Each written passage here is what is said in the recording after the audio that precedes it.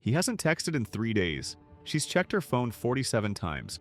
She's reread his last message looking for hidden meaning. She's analyzed every word, every emoji, every period. Her friends tell her he's not interested. Her brain tells her to move on. Her therapist would tell her this is unhealthy. But something strange is happening in her body. She can't stop thinking about him. Her heart rate spikes every time her phone buzzes. She's more attracted to him now than she was when he was actually paying attention to her. And the guy who texts her every morning? The one who's always available, always sweet, always there? She's barely thought about him all week. This isn't a flaw in her character. It isn't daddy issues. It isn't low self-esteem. This is her brain doing exactly what evolution designed it to do. Today we're going to break down one of the most counterintuitive truths about female attraction, why uncertainty creates obsession, why the guy who doesn't chase often wins, and why your girlfriend's brain is running the same software as a slot machine. She's not crazy. She's neurochemically hijacked. Let's go. The study that proved it. In 2011, psychologists at the University of Virginia and Harvard conducted an experiment that would confirm what pickup artists had claimed for decades, and what nice guys had refused to believe. Aaron Whitchurch, Timothy Wilson, and Daniel Gilbert recruited 47 college women and told them they were participating in a study about Facebook as a dating platform.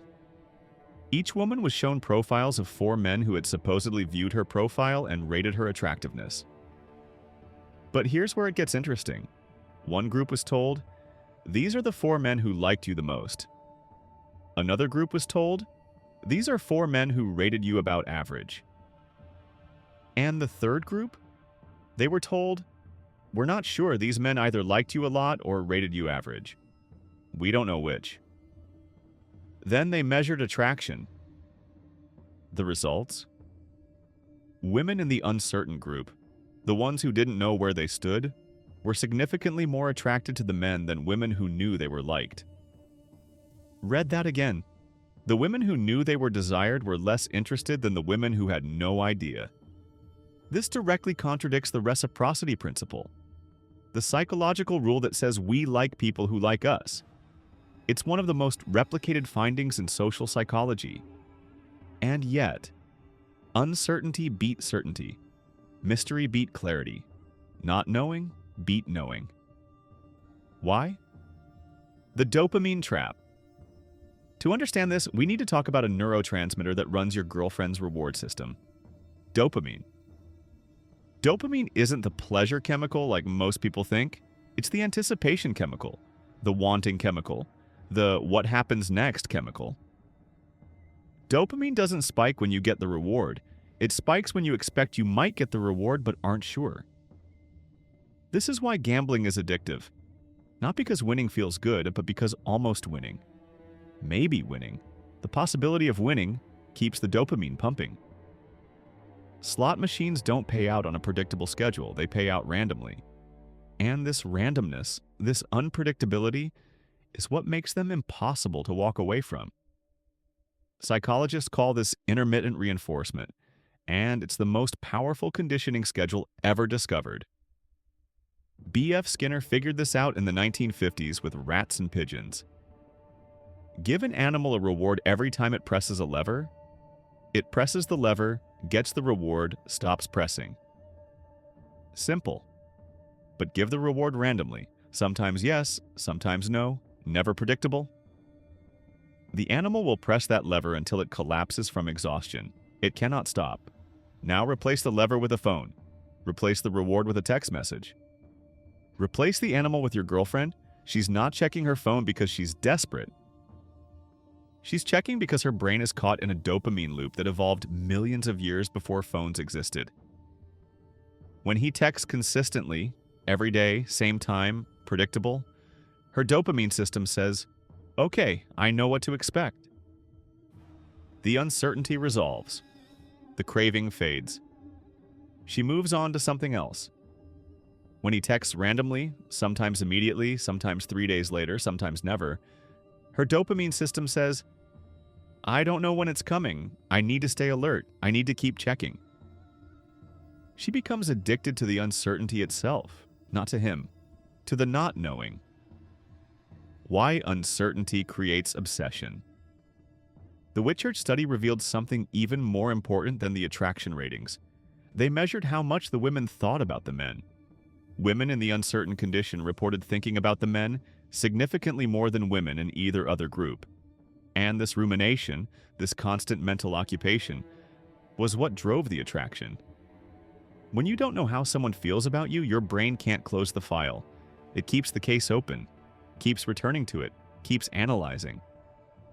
Did he like me or not? What did that message mean? Why hasn't he texted? Is he with someone else? Does he think about me?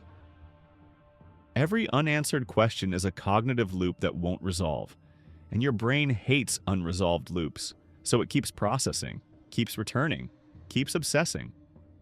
And here's the cruel trick. The more you think about someone, the more you feel for them. Your brain confuses "I keep thinking about him" with "I must really like him."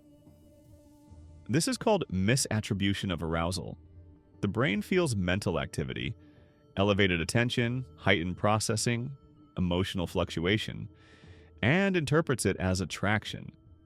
She's not attracted because he's ignoring her. She's attracted because ignoring her makes her think about him constantly.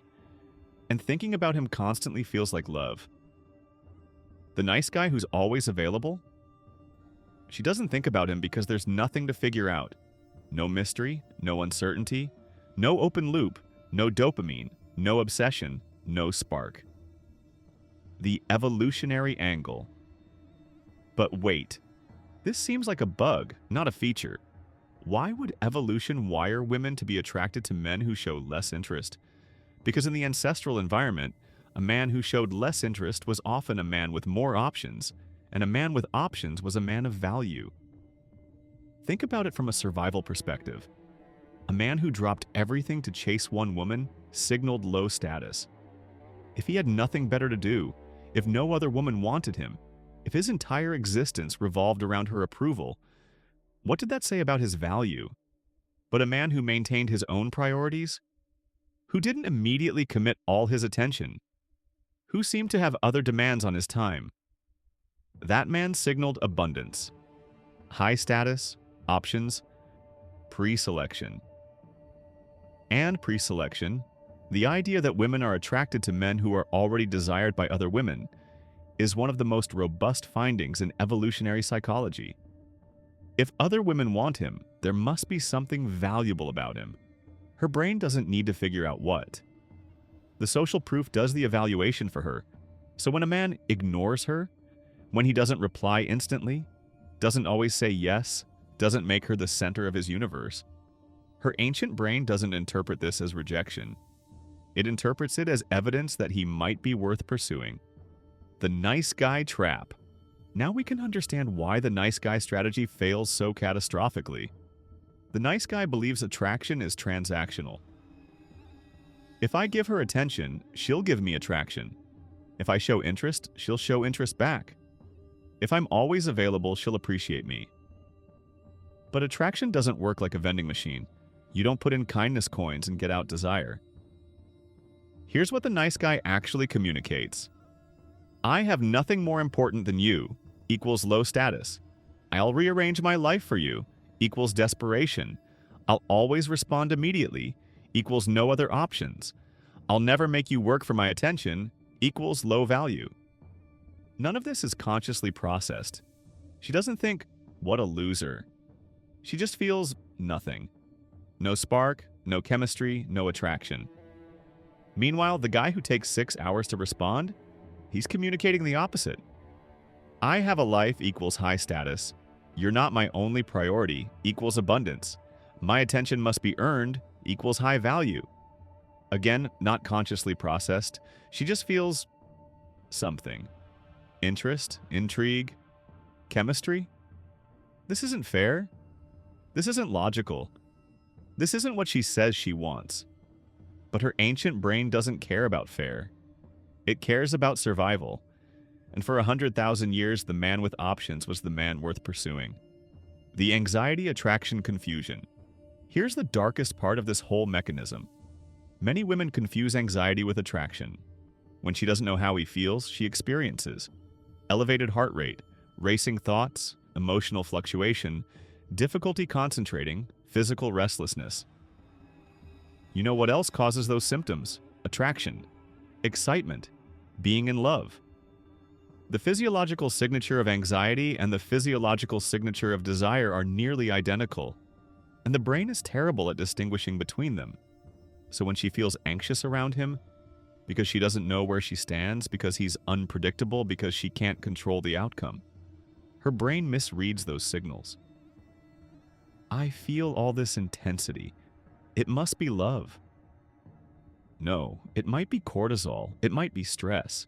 It might be her nervous system responding to threat, not opportunity. But the brain doesn't label these feelings accurately. It just feels the intensity and attributes it to him. This is why toxic relationships feel passionate. Why unavailable men feel exciting. Why the guy who treats her inconsistently feels more real than the guy who's consistently kind. The chaos feels like chemistry. The anxiety feels like attraction. The instability feels like love. And the stable guy, he doesn't trigger that intensity. He doesn't create those physiological spikes, so he must be boring. He's not boring. Her nervous system is just calm around him, and her brain misinterprets calm as no spark. The difference between ignoring and indifference now, and this is crucial, there's a massive difference between actually ignoring someone and simply not overinvesting. True ignoring, disappearing for weeks, never responding, treating her like she doesn't exist, doesn't create attraction. It creates pain. Then resentment. Then she's gone. What creates attraction is calibrated indifference. Interested but not desperate. Engaged but not obsessed. Available but not always. The man who responds eventually but not immediately. The man who makes plans but not every day. The man who shows interest but keeps his own life. This communicates value without cruelty. Creates uncertainty without damage. Triggers her dopamine without destroying her self-worth. It's a narrow band, and most men miss it in both directions. Too available equals no mystery, equals no dopamine, equals no attraction. Too unavailable equals pain, equals resentment, equals she leaves. The sweet spot is somewhere in the middle. Enough engagement to keep her interested, enough space to keep her wondering. What this means for you. If you're a man watching this, here's the uncomfortable truth. You cannot nice guy your way into desire. Being more available, more attentive, more eager will not increase attraction, it will decrease it. This doesn't mean be cruel. It doesn't mean play games, it doesn't mean manipulate.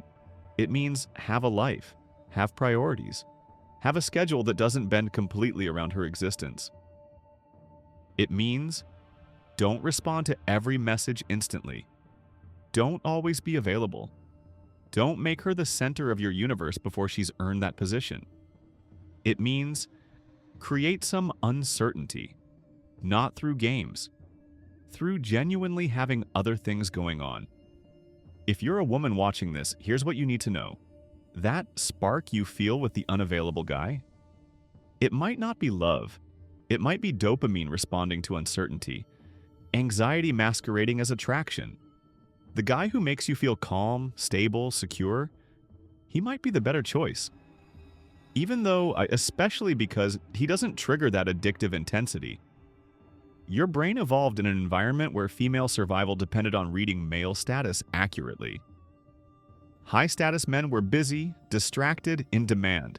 Low-status men were available, eager, desperate. But we don't live in that environment anymore. The signals that meant high value 100,000 years ago might just mean emotionally unavailable today. The final truth: she's not attracted to men who ignore her.